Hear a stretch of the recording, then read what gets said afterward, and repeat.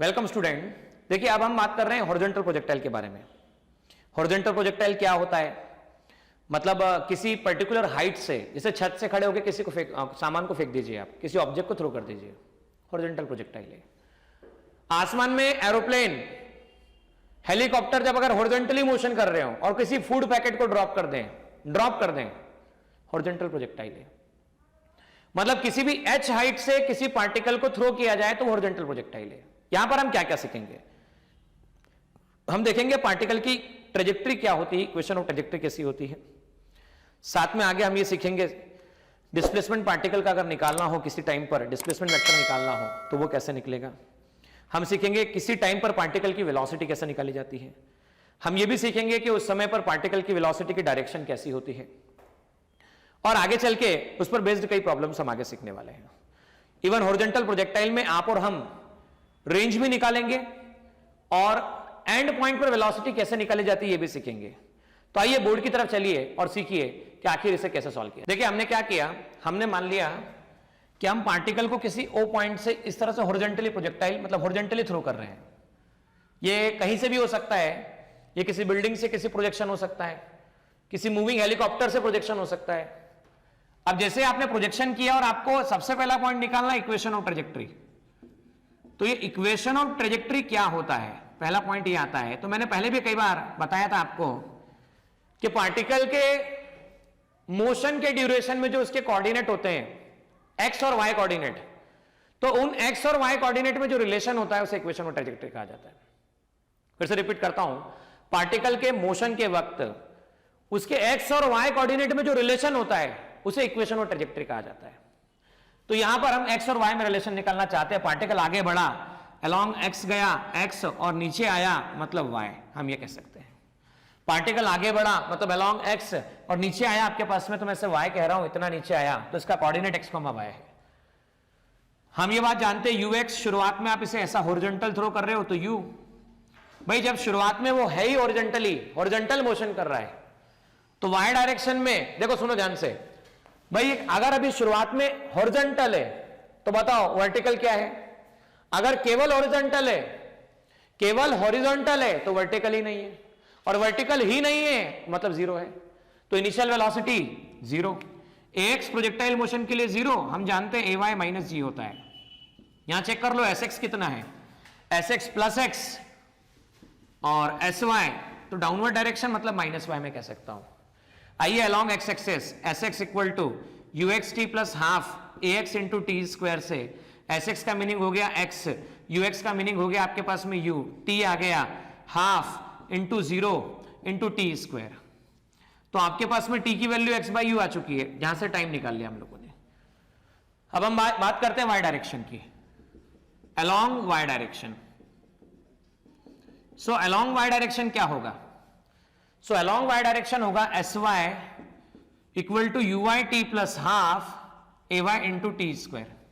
तो what is sy is minus y, u y zero multiply by t minus g by two into t square, तो y equal to g by two into t square आता है। अच्छा बताओ t कितना है, तो t आपके पास है x by u, so y equal to g by two और t मतलब x बाई यू का होल स्क्वायर, तो ये लिखा जा सकता है g by two u square into x square. So y equal to g by two x square upon u square. ये हमारे पास में x और y कोऑर्डिनेट में रिलेशन आता है, इसे इक्वेशन ऑफ ट्रेजेक्ट्री कहा जाता है। देखिए स्टूडेंट, अब हम निकालना चाहते हैं डिस्प्लेसमेंट ऑफ प्रोजेक्टाइल। तो डिस्प्लेसमेंट ऑफ प्रोजेक्टाइल मतलब क्या हुआ, r वेक्टर, और यहां पे दो कोऑर्डिनेट यूज हो रहे हैं x और y। अब जब दो कोऑर्डिनेट यूज हो रहे हैं x और y कोऑर्डिनेट, इसका सीधा मतलब है कि x i कैप और y j कैप, ऐसा हम कह सकते हैं। तो x i cap y j cap, इस तरह से इसका r कोऑर्डिनेट निकाला जा सकता है। तो आइए किस तरह से इसे निकाला जाए, वेलोसिटी कैसे निकाला जाए ये सीखते हैं। देखिए डिस्प्लेसमेंट वेक्टर का मतलब होता है, जब भी डिस्प्लेसमेंट वेक्टर निकालना होता है तो दो पॉइंट पूछो, स्टार्टिंग पॉइंट कौन सा है और एंडिंग पॉइंट कौन सा है। तो स्टार्टिंग पॉइंट है O, एंडिंग पॉइंट है P, join by straight line, तो स्ट्रेट लाइन से हम ज्वाइन कर देते हैं। तो ये जो स्ट्रेट लाइन मिल रही है आपको, जैसे स्ट्रेट लाइन, इसे मैं डैश से बता रहा हूं, यही r वेक्टर है। So basically this r vector is nothing but xi cap y minus j cap ये आर वेक्टर है आपके पास में, मान लो अल्फा एंगल है, तो r vector equal to x i cap plus y j cap कहा जा सकता है। माइनस जे कैप में कह देता हूं, कोई दिक्कत वाली बात नहीं इसमें।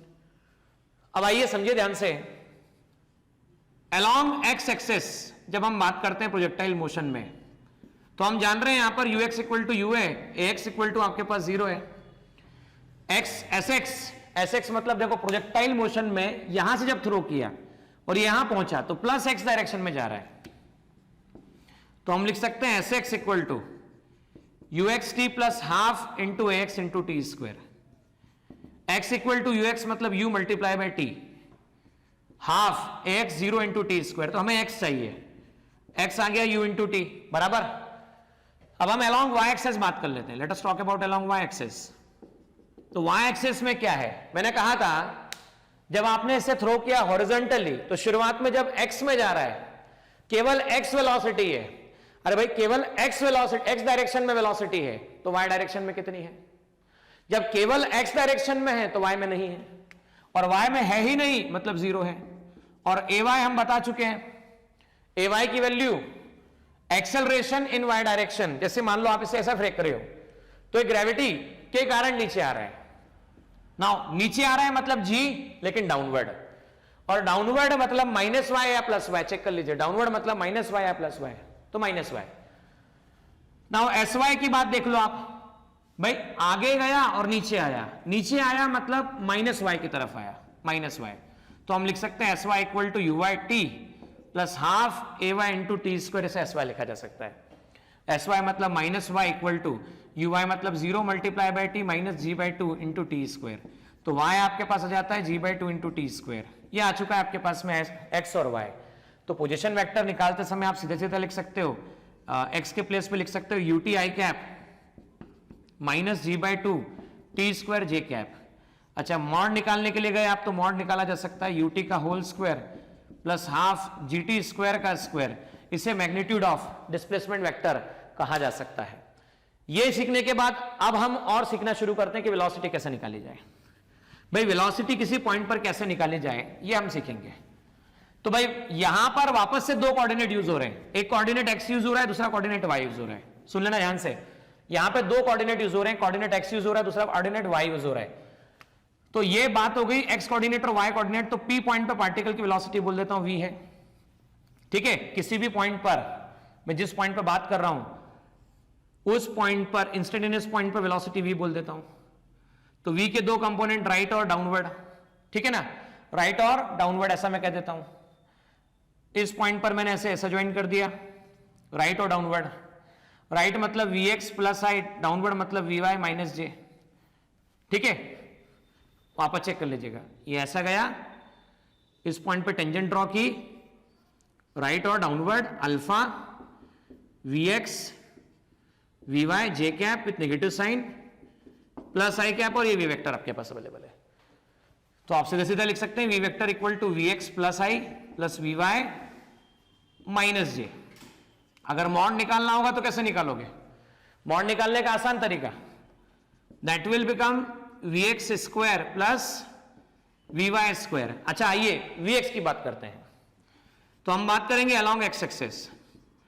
तो मैंने अभी डिस्कस किया अलोंग एक्स एक्सेस, शुरुआत में यू एक्स की वैल्यू यू थी, एक्स की वैल्यू 0 थी। हमारे पास में टी टाइम के बाद मुझे वेलोसिटी निकालना है, v x equal to u x plus a x into t. तो v x equal to u 0 multiply by t, तो वी एक्स आ गया आपके पास में यू, ठीक है, वी एक्स की वैल्यू यू आ गई। नाउ अलोंग वाई बात करते हैं। तो अलोंग वाई एक्सेस की जब बात की जाए तो यू वाई, अभी कितनी बार समझा चुका हूं कि यू वाई शुरुआत में 0 होगा। ए वाई की बात की जाए तो ए वाई माइनस जी होगा। So v y equal to u y plus a y into t. तो v y equal to u y कितना है, यू वाई शुरुआत में 0 माइनस जी इंटू टी बराबर। तो v y can be written minus g t, minus g t, इसे minus g t लिखा जा सकता है v y equal to. Okay, या तो वेक्टर फॉर्म में लिख लो या साइन के साथ में यूज कर रहे हो तो वेक्टर अपने आप आने वाला है। So v vector equal to u i cap plus g t minus j cap. Magnitude की बात करें तो यह आ गया u square plus g t का होल स्क्वायर, मैग्नीट्यूड आ चुका है आपके पास में u square plus g square t square. मैं फिर से रिपीट कर रहा हूं, ये आपने माइनस जो लगाया यहां पर, माइनस का मतलब डायरेक्शन है और डायरेक्शन का मतलब डाउनवर्ड है। तो अगर आपने पहले ऑलरेडी स्टार्टिंग में आईजे में नोटेशन कर दिया है तो आपको वापस से नेगेटिव साइन लेने की जरूरत नहीं है। बस ये नेगेटिव का मतलब है डाउनवर्ड डायरेक्शन में वेलोसिटी, वाई डायरेक्शन की, तो देख भी सकते हो वाई डायरेक्शन की वेलोसिटी डाउनवर्ड डायरेक्शन में। अच्छा, इस जगह का एंगल निकालना हो कि टेन अल्फा निकालो, तो आप निकालोगे v y upon v x. तो टेन अल्फा वी वाई कितना है, तो वी वाई की वैल्यू आपके पास है जीटी और एक्स की वैल्यू कितनी है, सो एक्स की वैल्यू आपके पास में है यू। तो tan alpha can be written v y upon v x that is g t by you.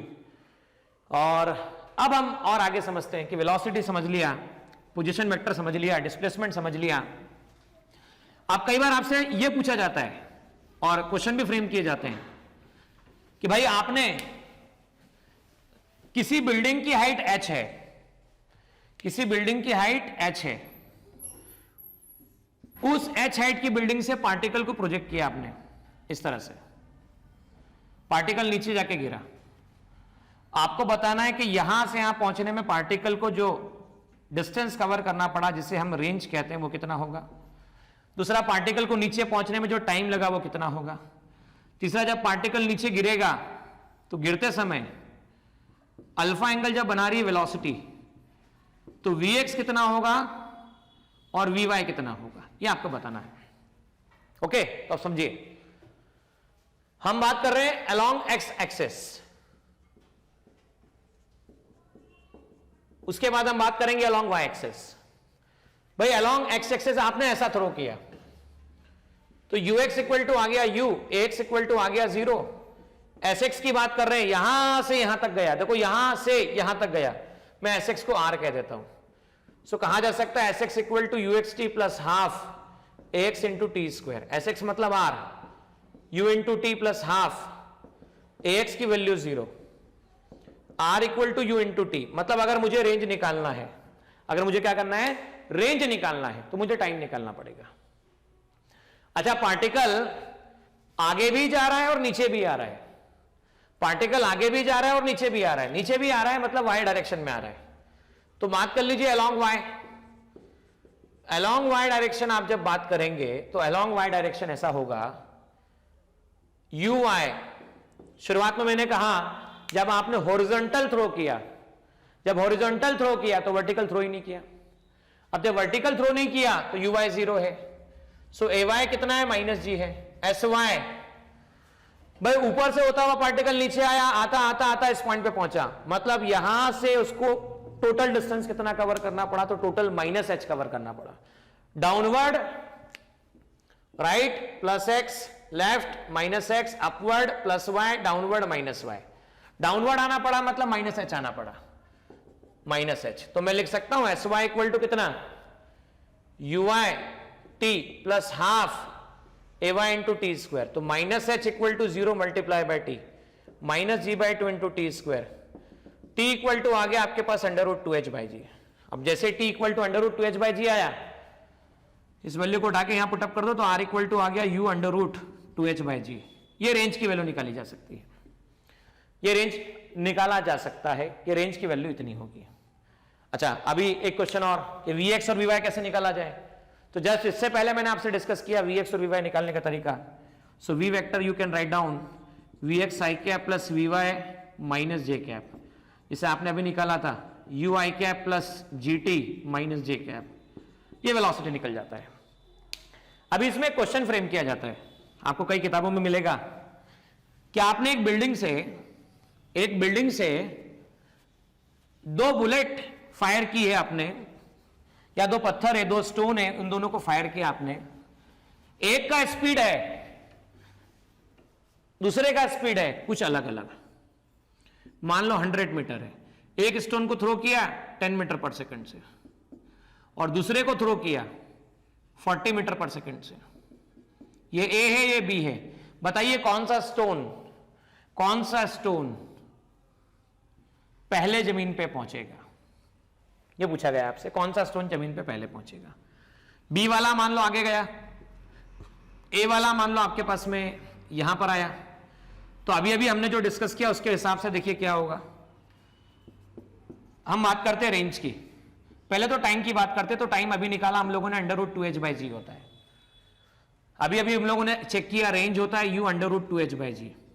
ठीक है, तो रेंज पे टाइम यहां देखा जाए, so this is nothing but 2 multiply by height कितनी है तो 100 है, g कितना है 10 है, √20, और √20 को आप लिख सकते हैं 2√5 सेकेंड।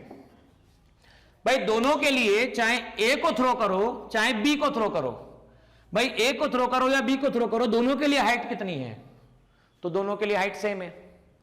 भाई दोनों के लिए हाइट अगर सेम है, हाइट सेम है तो टाइम सेम है, हाइट सेम है तो क्या सेम है, टाइम सेम है।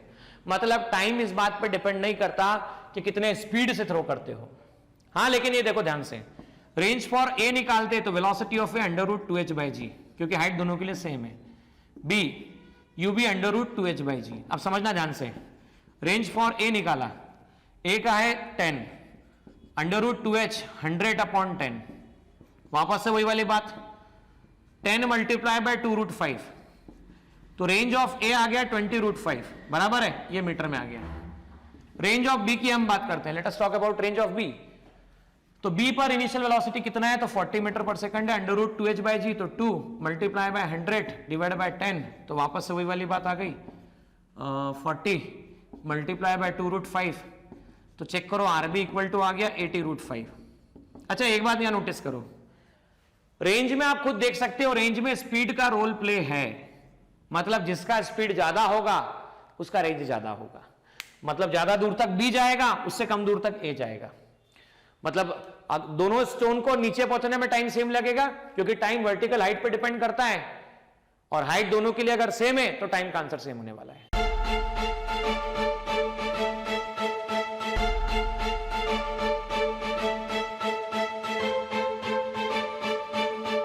पुरोहित अकॅडमी, मेन ब्रांच प्रभात चौक, MJ कॉलेज रोड, लोकमान्य हॉस्पिटलच्या बाजूला, जळगाव, आणि पांडे क्लासेस जवळ, बंधन बँके शेजारी, ट्रॅफिक गार्डनच्या समोर, जळगाव।